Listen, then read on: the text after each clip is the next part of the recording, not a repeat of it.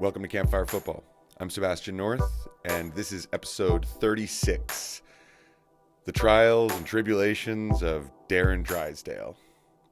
Basically, for those of you who don't know what happened, in short, and I'll get to the meat of it in a little bit more, in short, this referee received some verbal abuse by a player and got right in his face, squared up to him, and, stuck his nose right in his face as if, he wants to face off and fight. So, and then gave him a yellow card. So I'll break the situation down a little bit, but also I just want to talk about where this is at. So first of all, a few episodes ago, I talked about Mike Dean and really threw him under the bus for the whole Tomek Susek red card and how VAR got themselves involved in something they shouldn't have.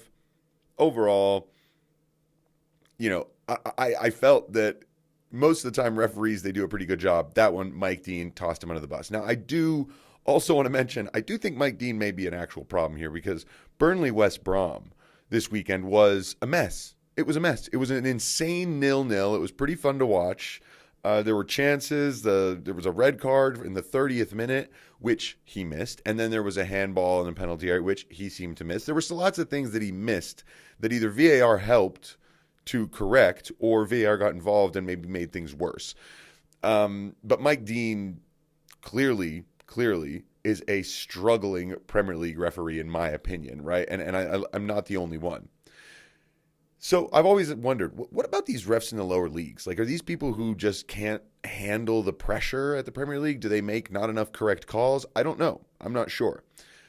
But the reality is it's an incredibly hard job. It is so difficult, and the officials clearly need to be better. I think there were some people talking about how there's not enough referees that are representing England, say at that World Cups or European Championships. There aren't as many as there used to be, if any, sometimes, and that goes to show you that the standard has dropped, which I do actually think that has happened. The standard has dropped, but there's also another problem here, is that referees have this awful position that they're in where, for whatever reason, whether it's culture and, tradition, the way we've always seen referees, they are a whipping boy for everybody. And it has just gotten worse over time now that we see players able to do so much to con referees. And I think right now that we don't have fans in the stadium to drown out the noise, you can hear the amount of abuse, and it's an entire bench. And not just the bench players, it's also the staff, and then all the players in the field. Everyone screams and goes crazy. You imagine the tension for these guys has got to get pretty high. And we never see them blow their top or overreact or do anything, which is shocking when you think about it. I'm sometimes blown away and that referees don't go a little further. And so in Darren Drysdale's case, I was kind of backed the guy on this one. So first of all, I'm a big supporter of referees. As a coach, I never, ever yell at them. Some people may think that probably not that believable, but it is 100% true. Ask anyone who has been coached by me or any of the parents who are around me or anyone else. I never, ever, ever yell at referees. It's useless. It's futile. And I've also seen situations where my team starts getting calls that I can't even explain, and I can tell that the ref is starting to just call things my way because the other coach is shouting and screaming, and so are the players. So these are humans too, and they're going to react in certain ways. And this was an incident where we clearly got to see what can happen if someone actually almost crosses a line, by a mile, right? He crossed a line, but this was... He didn't get physical, which is really good.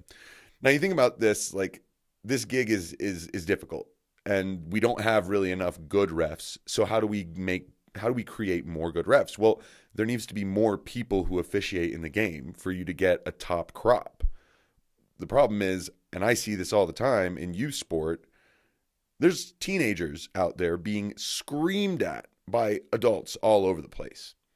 And what kind of incentive is that for the $20 you make the game? Over the course of a season, you're just gonna be like, I'm tired of getting yelled at. And that's at 16, 17. Maybe some of these kids are pretty good at refereeing. I know a few that I know full well, 14, 15-year-old boys who can ref games in their own league and do a very good job. But they also need to be protected from total abuse. And I think that if we're able to look at the professional game and see what happens on TV and think that's not right, that's at least a start. But instead, a lot of that behavior carries straight over into the youth, and then we don't have as many people want to be referees. I don't like being a referee for a lot of reasons, mostly because most games are boring to referee. And I found myself a lot of the time when I was refereeing just could not wait to blow the final whistle. Even though I love football, it's just reffing games that were boring was atrocious. It felt like there was nothing you could do to even help or change anything. So coaching was better for me. But thank goodness there are some people who do want to ref, especially adult leagues and things like that, who I see, again, take abuse all the time. Because if they don't exist, competitive games don't mean anything. They have no meaning without an official that holds people accountable. That is such a crucial part of this game existing and being interesting. So we can't constantly berate these people and treat them like crap on the field to the point where they don't want to do it anymore, or worse yet, they go and get themselves in trouble and get themselves banned or fired or whatever. So you have to have a really thick skin to be a referee. There's no doubt about it. But what we see, what their performance requires is a certain level of calmness in all kinds of areas, and we don't expect that whatsoever from players. We don't expect that whatsoever from coaches either. And I'd like to see referees start to fight back in some way. And by fight back, I do not mean physically start to punch people and whatever. But I would like to see them give out more cards. There was an article in, I believe, the Sunday Times where they talked about how bookings for dissent on a more regular basis at the top level will start to curtail this down the line. And I couldn't agree more. I mean, I would like to see referees stick up for themselves and just give more cards to people who are yelling at them or trying to con them. So basically what happened, Darren Drysdale, he's reffing Ipswich against Northampton in League Two. Game's 0-0, or League One, I should say. Game's 0-0. And late in the game, almost the 90th minute, he decides not to award what I honestly think was a penalty. I think he missed the foul, didn't call it, and then immediately the player who felt he got fouled jumped up, started yelling at the referee. The referee stops play, and as the guy is still yelling at him, he just walks right up, squares up, gets right in his face. Very quickly, though, this is the player's Alan Judge. Very quickly, though, everyone else kind of immediately got involved, and you could see that there was more a sense of concern in the other players, and everyone became pretty peacemaking and separated the two of them, which was good. And then he went ahead, gave Alan Judge a yellow card, and we move on. Funny enough, even though the situation seemed to get diffused really quickly, the tension was still high, and the game didn't end without a sending off. This is late in extra time to an Ipswich player. This is Flynn Downs for, guess what? Offensive language. The crazy part about this is he got a yellow card for a tackle, said something to the referee, and then got a red card. So everyone was like, wait a minute, he didn't get a yellow card earlier. This is a second bookable offense, or what's going on? And they cleared up that he actually gave a red card, a straight red, for abusive language, which obviously he probably could have used doing that just a few minutes before when confronting Alan Judge instead of getting right in his face. Giving him a red might have been a good way to go, but he snapped in a moment. He's human, and you can see how even 6 minutes later when he gave a red card for something, he didn't go and get in the guy's face. This time he was just like, yeah, here's your red. So he has apologized. Darren Drysdale's apologized, which obviously, and he's been removed for a couple games. I think that's the right thing to do. A person in a professional position like that cannot cross that line without some kind of recourse. So I'm fine with it, but it's also got to kind of just sort of be a slap on the wrist. You're out for 2 games, move on. Now we got to start thinking about what really we can do to protect these referees and the integrity of the rules and the game as well. Because if they honestly take less shit from people and they give more cards and don't take the antics that we see all the time, but more importantly, that they don't take the abuse that's given to them, I think we could really start to see some changes. But the reality is we cannot place this responsibility entirely on referees. This is a holistic global football issue. Everyone loves to blame referees. I hear it all the time. Like I said, I hear it sometimes from parents who at the end of a game will come up to me and be like, man, that ref really didn't help us out today. And I'm like, I don't know. I mean, there's a million other things we could talk about. I don't want to place any responsibility or blame on someone else when we've got our own things we can think about. Now, the governing bodies, they need to do more here. It's kind of like we're starting to realize that social media companies need to do something about accounts where people just go and racially abuse people and actually finding a way to shut them down. Good. Well, the governing bodies need to figure out how to do something here, because they actually released a report that said that in the 2019-2020 season, there were over 70 reports of physical abuse to referees at the grassroots level.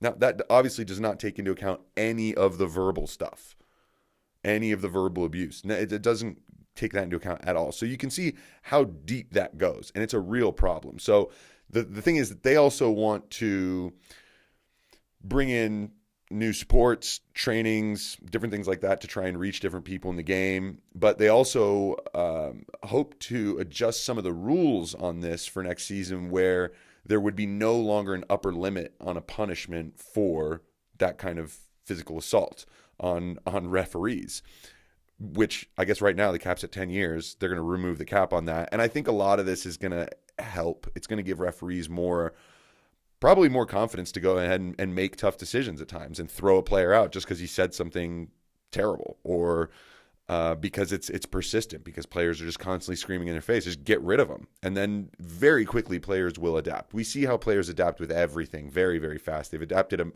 to a million things with VAR. They will adapt if referees start giving them cards for yelling at them and getting in their faces. Now, I think the media also has a part to play in this too. You got to give exposure to these campaigns. You've got to let maybe commentators and analysts know, look, we can talk about the referee decisions, but we are not going to go and pillory the person on here and make jokes and make fun of them, because it's just going to direct the public to them, which that's not the whole point at all. Now, Darren Drysdale got charged for improper conduct and removed for a couple games. So, that got done. But I think the good thing is that most people got a little bit of a jolt to talk about this, right? There was some interesting reactions on the talk radios, but more than anything, I've heard a lot of people really agree with how big of a hypocrisy there is, that everyone loses it when this ref does this, but we see players do it to each other all the time. And then after they square up, without even touching each other, they both hit the deck trying to see who can get the other one red carded. I mean, this is the kind of stuff that needs to go, right? Coaches losing their minds on the sidelines, jumping up and down, screaming, their whole staff as well. It's like, get those people out of here. Just get rid of them. Just clear the bench. Just tell all the staff, you're gone. You guys have one assistant that can stay to make substitutions. People will control themselves, I think, pretty quickly. But the only unfortunate thing about this is that it happened in League One, League Two. Even though Darren Drysdale's now famous overnight, and this story did get a lot of traction, imagine if this would have happened in a Premier League match or in a World Cup or a Euro or something like that. Then the conversation, I think, would have really tipped over to the edge to, what do we need to realize here? Because it didn't take very long for everyone to start actually supporting the guy. On TalkSport Radio, I think Jamie O'Hara was talking about how, he likes that a referee has something about him. And this is a guy who's done 2 tours in Afghanistan. He received a refereeing award that he couldn't actually go and pick up because he was out on one of his tours at the time. And, when we start to realize, you learn a few things about this ref's background and what he does on the side and his life. And all of a sudden you start to go, man, who the hell are these players to just lose it like this all the time and force this guy to constantly have to maintain and control himself? It's a soldier. This is a soldier, and you're just verbally abusing him. At some point in his brain, he's going to go, oh, really? We'll see about that. So, I just think this has been a really interesting issue to see. Obviously, it's not something we want to have happen often or really ever. But the reality is refs take so much abuse at some point. Internally, if you feel like, yeah, good on you, ref, then you know that means that they're kind of the little guy. They're the one who's taking the beatings and no one's sticking up for him. And so when one of them sticks up for themselves, we all see it as, yeah, that's good. Goes to show you there's a change that needs to be made. So I implore any of you, if you do coach, if you do go out and watch people play, if you're in a stadium, whatever, I don't really care at that point. You've paid your admission. That's kind of what the stadium is. But if you are out at a game somewhere, especially at youth level, do not say a word to the referee. It is futile, useless, and you are more than likely going to make their performance just get worse. And this is what I worry about, is that referee performances are getting worse and worse, and possibly because all of these distractions that they're having to deal with and all this abuse, and they just don't think that clearly, right? So maybe something that we really need to think about. But I'm excited that this happened to galvanize some kind of deeper conversation about it, some change. It looks like the FA wants to take it seriously. And the more we all mention these kinds of things, the more we can see the humanity in this group of referees, these people who are doing the most thankless job in football. Let's be real. It is. All right, thanks for stopping by, everybody. This has been a crazy weekend of games. The U.S. Women's National Team just started their match against Brazil in the She Believes Cup. The Premier League has been pretty interesting, but across the other leagues in Europe, I mean, Bayern lost this weekend. Inter Milan beat AC to go top of the table. Atleti lost. Barcelona drew. Real Madrid won to close the gap in there. So a lot of the leagues got a little bit more interesting again. Title races look like they're on in France. Lille won again, so putting the pressure on PSG, who are playing right now as I record this. And yeah, I mean, it's just a crazy season. I can't believe how many leagues are close, how many title races are close, how the fights for Champions League spots are just a total mess. It's a really great year for football. At least the football is good and the narratives and everything are exciting while there's no fans in the ground, because my goodness, we need that energy back in stadiums. The football is speaking for itself well, but we just need that support. All right, everybody. Happy Sunday. Hope you enjoyed this.